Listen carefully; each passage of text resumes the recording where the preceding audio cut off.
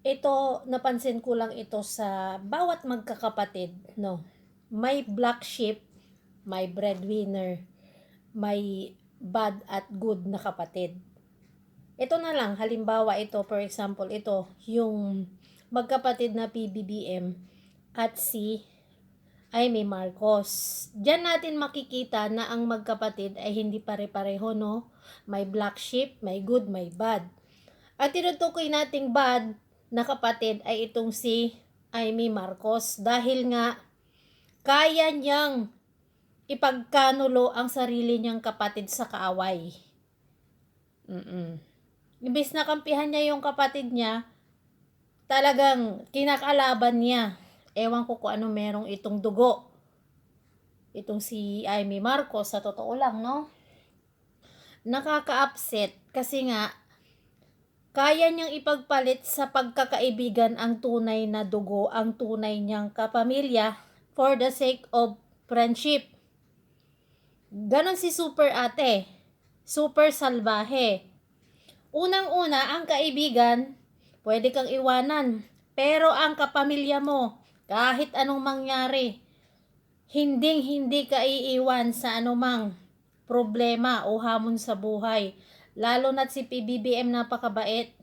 Ang puso niyan is sobrang super as in. Sa mga nakakakilala kay PBBM, yung talagang personal siyang kilala, sila nang nagsasabi na napakabait ng Pangulo natin. Ano yung puso niya talaga? Super bait as in. Pero itong si Amy Marcos, demonyo ba ito? Ito yung sinasabi nating black sheep sa pamilya. Black sheep kasi nga, kinaya niya ngang kalabanin yung kapatid niya. Oh, hindi ba, ano yung tawag doon? Ano yung tawag mo doon? Hindi ba, kontrabida? Kontrabida na kapatid?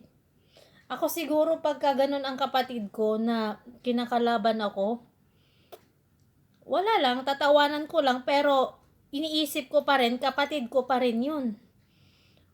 Iisa lang ang dugong dumadaloy sa amin. Grabe to si Super Ate. Hindi na siya Super Ate. Super, anong tawag sa kanya? Super toxic.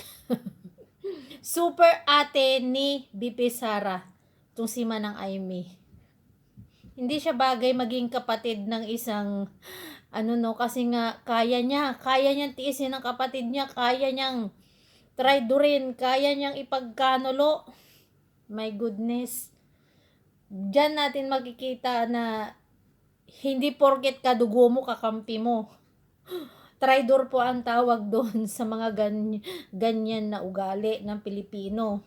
Imbis na ang kadugo mo ikakampi mo sa oras ng pangangailangan at sa oras ng problema, lahat ng pagsubok kasama mo ang pamilya mo, tama nga yung sinasabi ng ibang tao. Buti pa ang ibang tao, naiintindihan ka, kinakampihan ka, pero yung sarili mong pamilya, sarili mong kapatid, hindi ka kayang suportahan. Ang maganda niyan, hindi nagpapatinag itong ating presidente. Hindi siya sumasagot.